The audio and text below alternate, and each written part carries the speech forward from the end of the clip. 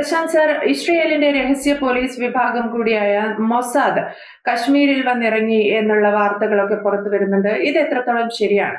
കാശ്മീരിൽ അത് പാകിസ്ഥാൻ മാധ്യമം റിപ്പോർട്ട് ചെയ്തുകൊണ്ടിരിക്കുന്നത്, ബെറണ്ട റിപ്പോർട്ട് ചെയ്തുകൊണ്ടിരിക്കുന്നത് 25-അംഗ ടീം മൊസാദ് ഇത് കണ്ടോ, കാശ്മീരിൽ വന്ന് ഇറങ്ങിയിരിക്കുന്നു, ഇന്ത്യയുടെ നീക്കം കണ്ടോ, ഞങ്ങൾക്കെതിരെയുള്ള നീക്കം കണ്ടോ എന്നൊക്കെ പറഞ്ഞുകൊണ്ട് ഇന്റർനാഷണൽ മാധ്യമങ്ങൾ, അല്ലെങ്കിൽ ഇന്റർനാഷണൽ മാധ്യമമല്ല, പാക് മാധ്യമങ്ങളുടെ എല്ലാവരുടെയാണ് ഇപ്പൊ റിപ്പോർട്ട് ചെയ്തുകൊണ്ടിരിക്കുന്നത്. അതായത് അവരുടെ അയൺ ഡോൺ സംവിധാനം ഉൾപ്പെടെയുള്ളത് കാശ്മീർ പ്രദേശത്ത് ഫിറ്റ് ചെയ്യുന്നതിന് വേണ്ടിയാണ് ഇവർ വന്നിരിക്കുന്നത്.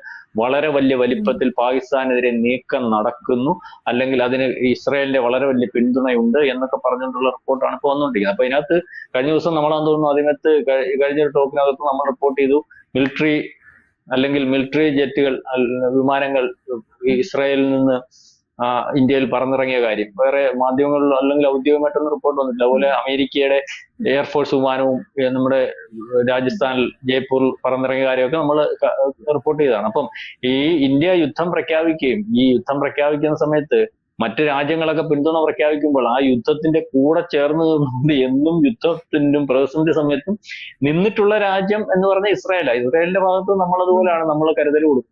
പ്രത്യേകിച്ച് നരേന്ദ്രമോദി വന്നതിന് ശേഷം ആ കരുതൽ വളരെ കൂടുതലായിട്ടുണ്ട്. എന്ത് കാര്യത്തിനും അവരുടെ അറിയാമല്ലോ, അവിടെ പശ്ചിമേഷ്യയില് ബൈഡൻ ഇരുന്ന സമയത്ത് ബൈഡൻ ഒരുപക്ഷെ ഈ പറയുന്ന ഹമാസിന്റെ ഹിസ്ബുള്ളയുടെ ഒക്കെ തലവന്മാരെ കൊല്ലുന്നതിന് വേണ്ടി ബംഗാൾ ക്ലസ്റ്റർ ബോംബ് വേണമെന്ന് പറഞ്ഞപ്പോൾ അതിപ്പോ തരാൻ പറ്റത്തില്ലെന്ന് പറഞ്ഞപ്പോൾ അത് നമ്മൾ കയ്യിലുണ്ടായിരുന്നു, നമ്മളാണെന്ന് കൊടുത്തത്. അപ്പൊ അതേ രീതിയിൽ ഏത് പ്രതിസന്ധി ഘട്ടത്തിലും നമ്മൾ അവരെ സഹായിക്കും.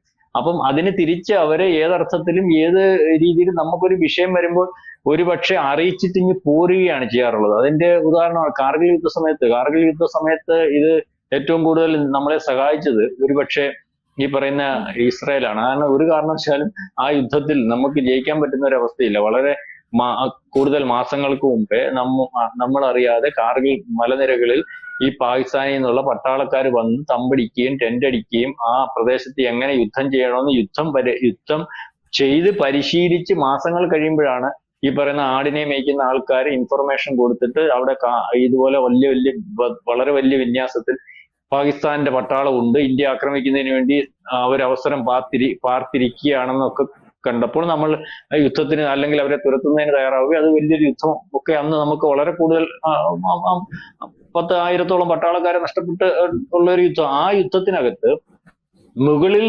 മലനിരയുടെ മുകളിൽ നിന്ന് യുദ്ധം ചെയ്യുന്ന പാകിസ്ഥാനികളോട് താഴെ നിന്ന് യുദ്ധം ചെയ്ത് ജയിക്കുന്നതിന് വേണ്ടി നമുക്ക് ഏറ്റവും കൂടുതൽ സഹായിച്ചിട്ടുള്ളത് ഈ പറയുന്ന ഇസ്രായേൽ ടീമാണ്. ഇസ്രായേൽ ടീം എപ്പോഴും ഇവിടെ വരാറുണ്ട്, നമ്മുടെ പട്ടാളക്കാരുടെ കൂടെ കൂടാറുണ്ട്, നമുക്ക് വേണ്ട ഡയറക്ഷൻസും അല്ലെങ്കിൽ എല്ലാം കൊടുക്കാറുണ്ട്. അന്ന് ഒരു പക്ഷേ ഈ ചരിഞ്ഞ മലനിരകളിൽ കൂടി ഈ പറയുന്നത് പോലെ പാകിസ്ഥാൻ പട്ടാളത്തെ നേരിടുന്നതിന് ഇവിടുത്തെ പട്ടാളക്കാർക്ക് കഴിയാതെ വന്നപ്പോൾ, അല്ലെങ്കിൽ പറപ്പിക്കാൻ കഴിയാതെ വന്ന പല സാഹചര്യത്തിലും പ്ലെയിൻ പറപ്പിക്കുന്നതിന് പോലും അവിടുന്ന് പൈലറ്റുമാർ വന്ന് നടത്തിയിരുന്നതായിട്ട് നമുക്ക് ആ റിപ്പോർട്ടുള്ളതാണ്. അല്ലെങ്കിൽ അത് പരസ്യമായിട്ട് അല്ലെങ്കിൽ രഹസ്യമായിട്ട് എല്ലാവർക്കും അറിയാവുന്ന കാര്യമാണ്. അപ്പം ഇതുപോലെയുള്ള ഒരു പ്രതിസന്ധി ഘട്ടത്തിൽ മറ്റ് രാജ്യങ്ങൾ, അമേരിക്കയുടെയൊക്കെ പിന്തുണയും ലോകരാജ്യങ്ങളുടെയൊക്കെ പിന്തുണയുണ്ടെങ്കിൽ ആദ്യമേ അല്ലെങ്കിൽ ആളും അർത്ഥവും കൊടുത്ത് പിന്തുണ നൽകുന്ന ഒരു രാജ്യമാണ് ഇസ്രായേൽ. അപ്പൊ മൊസാദ് അവിടെ വന്നിട്ടുണ്ടെങ്കിൽ മൊസാദ് വളരെ നേരത്തെ ഇവിടെ വന്ന് സംസാരിച്ച് അവിടുത്തെ ഒഫീഷ്യൽസ് ഇവിടെ വന്ന് സംസാരിച്ച് ഇതിനു വേണ്ടി എങ്ങനെ ആവണം എന്നുള്ള പാറ്റേൺ വരെ, അല്ലെങ്കിൽ യുദ്ധം എങ്ങനെ ആവണമെന്ന് വരെ തയ്യാറാക്കിയിട്ടുണ്ടാവും. ഇന്നലെ തന്നെ മിലിറ്ററിയുടെ വിമാനങ്ങളൊക്കെ ഇവിടെ തയ്യാറായി കഴിഞ്ഞു, അല്ലെങ്കിൽ പറന്നിറങ്ങിക്കഴിഞ്ഞു. അത് അമേരിക്കയിൽ നിന്നും വന്നിട്ടുണ്ട്. അപ്പം അതൊക്കെ ഔദ്യോഗികമായിട്ട് റിപ്പോർട്ട് ചെയ്തിട്ടുള്ളതേ ഉള്ളൂ. അപ്പം ഈ യുദ്ധത്തിനകത്ത് കാശ്മീരിൽ നടന്ന സംഭവത്തിനകത്ത് മൊസാദ് ഇടപെടുന്നതിന് രണ്ട് കാര്യമുണ്ട്. നേരത്തെ റിപ്പോർട്ടുണ്ട്, അവിടെ ഈ പറയുന്ന പാക് പട്ടാള മേധാവി മൊസാദിന്റെ തലവന്മാരുമായിട്ട് സംസാരിച്ചു, അല്ലെങ്കിൽ ഈ ഓപ്പറേഷനകത്ത് മൊസാദിന് പങ്കുണ്ട്, അല്ലെങ്കിൽ പാകിസ്ഥാൻ മൊസാദിനെ എത്രത്തോളം വലിപ്പത്തിൽ ഭീകരന്മാരുടെ കൂട്ടത്തിൽ കൂട്ടി വളർത്തിയെടുക്കുന്നതിന് വേണ്ടി സഹായം ചെയ്യുന്നതിന് വേണ്ടി തയ്യാറാവുന്നുണ്ട്. അതിന് ഒരു 2 മാസം മുമ്പ് തന്നെ മൊസാദിന്റെ ആൾക്കാരെ അവിടെ കൊണ്ടുവന്ന് അവിടുത്തെ ഭീകരന്മാരെല്ലാം കൂടി ഇവരുടെ നേതാക്കന്മാരെ ആനപ്പുറത്തും കുതിരപ്പുറത്തും ഒക്കെ എഴുന്നള്ളിച്ച് പരമ്പരാഗത രീതിയിൽ കൊണ്ടുപോയിട്ട് ലോകത്ത് വീഡിയോ ഒക്കെ പുറത്തു വിട്ടാണ്. അപ്പം അന്നേ ഈ ഇസ്രായേലിൽ അന്നല്ല, വളരെ കാലം മുമ്പേ അവരെ ഉപദ്രവിക്കുന്നതിനകത്ത് തയ്യാറായി നിൽക്കുന്ന രാജ്യങ്ങളുടെ കൂട്ടത്തിൽ ഏറ്റവും ആദ്യം കൂട്ടിവെച്ചിരിക്കുന്ന രാജ്യമാണ് പാകിസ്ഥാൻ. കാരണം അവിടെ പശ്ചിമേഷ്യയിൽ വിഷയം നടന്നപ്പോൾ ഈ പറഞ്ഞതുപോലെ ഏറ്റവും പ്രകടനം നടത്തിയിട്ടുള്ള രാജ്യങ്ങൾ മറ്റു രാജ്യങ്ങളില്ലാത്തപ്പോൾ ആ രാജ്യത്തിനകത്ത് വരുന്നതാണ് പാകിസ്ഥാൻ.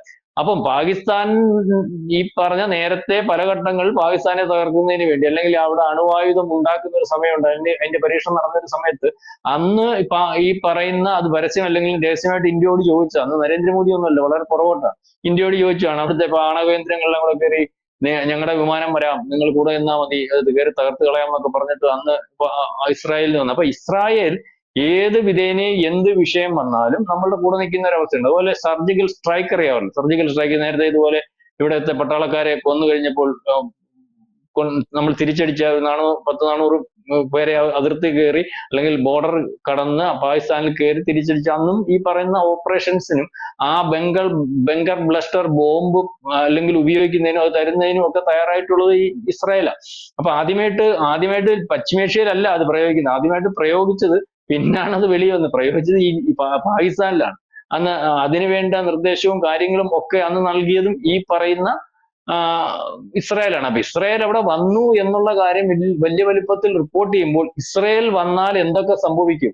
ഇസ്രായേൽ ഒരു കാര്യം ഏറ്റെടുത്താൽ, ഇസ്രായേൽ ഇന്ത്യയുടെ കൂടെ യുദ്ധത്തിന് പങ്കാളിയായാൽ, ഈ മണ്ടന്മാർക്ക് അറിയത്തില്ല എന്ന് ഇസ്രായേൽ ഇന്ത്യയുടെ കൂടെ യുദ്ധത്തിന് പങ്കാളി. അപ്പൊ ഇപ്പൊ പരസ്യമായിട്ട്, നേരത്തെ രഹസ്യമായിട്ടാണെങ്കിൽ പരസ്യമായിട്ട് ഇസ്രായേൽ കൂടെ നിൽക്കുന്നുണ്ടെങ്കിൽ അതിന്റെ യുദ്ധത്തിന്റെ പ്രഹരശേഷി എത്ര വലിപ്പത്തിലാകുമെന്ന് ഈ പറയുന്ന പാകിസ്ഥാനകത്തുള്ളവർക്കറിയാം. അതുകൊണ്ടാണ് പാകിസ്ഥാനിലെ മാധ്യമങ്ങൾ, ഇന്ത്യക്കകത്തുള്ള മാധ്യമങ്ങൾ ഇന്ത്യക്ക് വേണ്ടി സംസാരിക്കും എന്ന് പറയുന്ന പോലെ പാകിസ്ഥാനകത്തുള്ള മാധ്യമങ്ങൾ ലോകത്തോട് വിളിച്ചു പറയുകയാണ്, ഇന്ത്യ തയ്യാറെടുക്കുന്നു ഞങ്ങളെ തീർക്കുന്നതിന് വേണ്ടി. ഇന്ത്യക്കകത്ത് അല്ലെങ്കിൽ കാശ്മീരിൽ 25 അംഗ ഈ മൊസാദ് ടീം എത്തിയിരിക്കുന്നു. അവർ അയൺ ഡോം സംവിധാനവും അല്ലെങ്കിൽ ഞങ്ങളെ ആക്രമിക്കുന്നതിന് വേണ്ടിയുള്ള എല്ലാ പഴുതുകളും അടച്ചുള്ള കാര്യങ്ങൾ ചെയ്തുകൊണ്ടിരിക്കുന്നു എന്ന് പറഞ്ഞുകൊണ്ട് അവർ തന്നെയാണ് ഇപ്പൊ ലോകത്തെ ഇത് വിളിച്ചറിയിച്ചുകൊണ്ടിരിക്കുന്നത്. ഇതിന് തടയിടണം, അല്ലെങ്കിൽ ഈ ഒരു രാജ്യം തന്നെ ഇല്ലാതെയാകും എന്നുള്ള രീതിയിലേക്കാണ് വാർത്തകൾ വന്നുകൊണ്ടിരിക്കുന്നത്. അതിന് ഭയക്കുന്നതിനകത്തൊരു കാര്യമുണ്ട്. കഴിഞ്ഞ ദിവസം ബീഹാറിൽ പ്രധാനമന്ത്രി പറഞ്ഞത്, ഇത് ചെയ്തവരാരായാലും, ഇത് ചെയ്യിച്ചവരാരായാലും, ചെയ്തവർ എവിടെ ചെന്നിരുന്നാലും പിറകെ പോയി പിടിച്ച് അവനെ, അല്ലെങ്കിൽ അവൻ എവിടെ പോയിരുന്നാലും അവന്റെ പിറകെ ചെന്ന് അവനെ തീർത്തിരിക്കും. ഇത് തന്നെയാണല്ലോ നമ്മുടെ ഇസ്രായേൽ ചെയ്തുകൊണ്ടിരിക്കുന്നത്. ഇസ്രായേൽ ഒരു ആക്രമണം നടത്തിയിട്ട് ആരും എവിടെ പോയി വിളിച്ചാലും എത്ര കാലം കഴിഞ്ഞെന്ന് വെച്ചാലും അവിടെ പോയി അവരെ കൈകാര്യം ചെയ്യുന്ന ഒരു അവസ്ഥ. ഇത് തന്നെ ഞാൻ പറഞ്ഞു. അതുപോലെ അത് ചെയ്യാൻ അല്ലെങ്കിൽ അത് ചെയ്യിക്കാൻ